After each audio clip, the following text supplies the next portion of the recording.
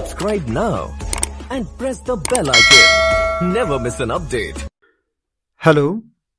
This video will give you a brief summary of the poem Fra Lippo Lippi written by Robert Browning. First of all, let's have a brief introduction to the poem. Fra Lippo Lippi is a dramatic monologue written by Robert Browning and was published in 1855 in his collection Men and Women. The poem depicts a 15th century real-life painter, Filippo Lippi. The poem wonders if art should show things as they really are or make them look perfect. The poem shows how the church controls art. Even though Fra Lippo paints real scenes, the church tells him to change it and focus on painting the soul, not just the body. Let us now look at the summary of the poem. The poem starts with a painter and monk named Lippo Lippi getting in trouble in the red light district of his town. The police grab him, but he argues that they are being too harsh and he shouldn't be punished.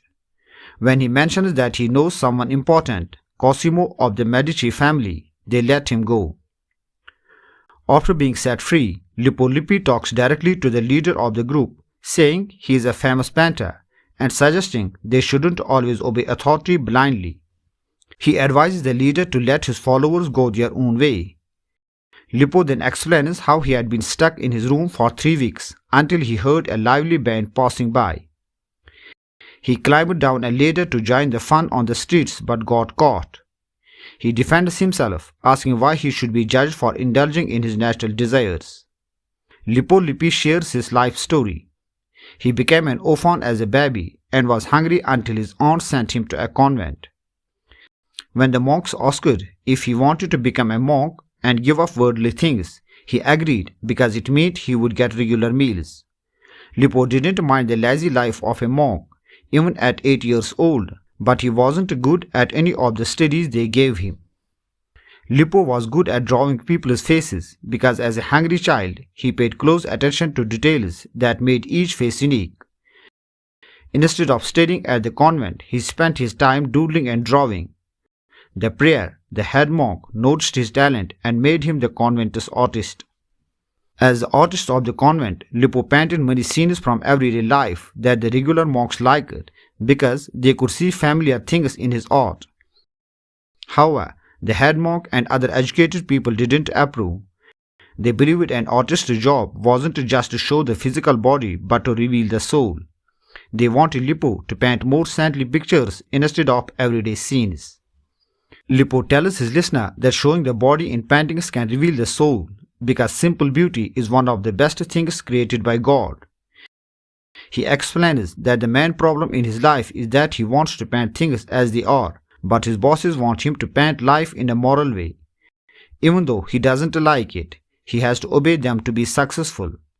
That is why he ends up doing things like chasing after prostitutes, like the one who got caught with at the start of the poem. Growing up poor and loving life, he can't easily ignore his artistic urge to show life as he sees it. Lippo talks to the listener about how artists should learn from each other over time. He explains that artists who bring new ideas must challenge the usual ways of doing things. He mentions a painter named Hulking Tom, who he teaches, and Lippo thinks that Tom will also change art by focusing on realism like he did. Lippo asks the listener if it is better to paint things exactly as they are or to try to make them better than how God created them.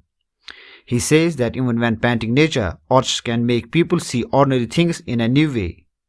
He gets upset thinking about how his bosses ruin the point of art, but quickly says sorry so he doesn't make the policeman angry. Lippo tells the listener about his idea to make both his bosses and himself happy.